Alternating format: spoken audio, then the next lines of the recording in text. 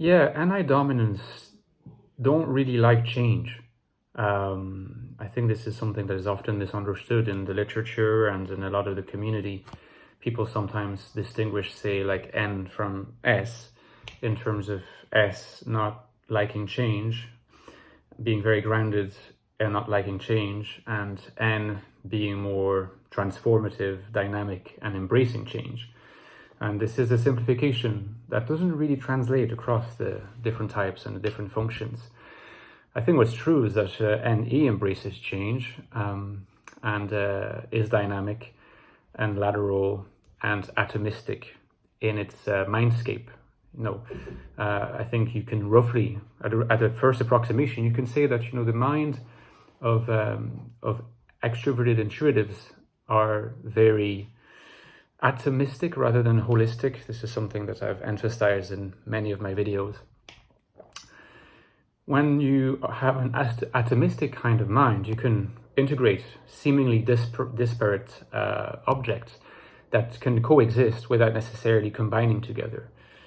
So they can get entangled in a certain way, but there's no imperative on the part of the mind of that particular person to, if you like, to weave a coherent narrative around the conjunction of these different elements. They can just exist, and any dominant can access one or the other without seeming contradiction.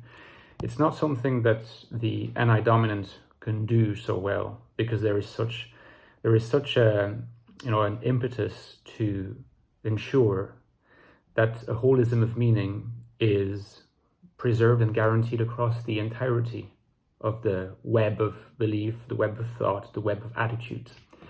So that really applies to NI dominance in general. In fact, I would actually argue that, SI dominants, they don't necessarily love change, because introverted perception in general likes the timelessness of its own little introverted world.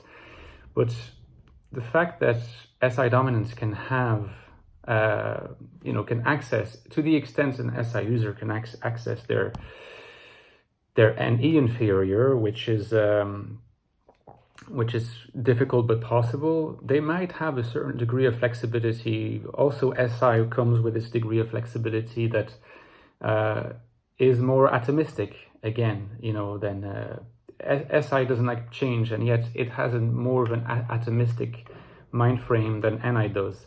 And often when you have NI dominants that seem to embrace change easily, to be like a fish in the sea in really kind of fast-paced environments, or environments that do require shifts and changes on a regular basis, it will often mean or imply that these people have pretty well integrated extroverted functions that allow for this higher capacity to embrace change and fast-paced environments.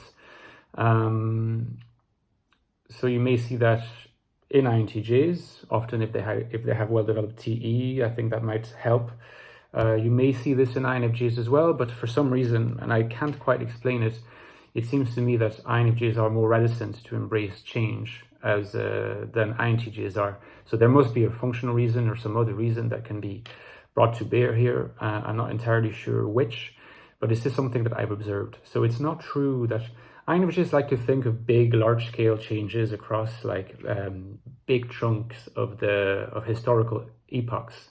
They like to think about that. They like to think about these big shifts. They have this very temporal historical perspective across different ages, and particularly how the movement of the ages until now will inform future changes in the future.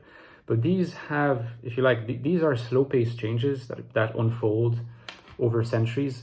They're not necessarily changes that concern them right now, day after day. They don't like that. That's not really the temporality of INFJs.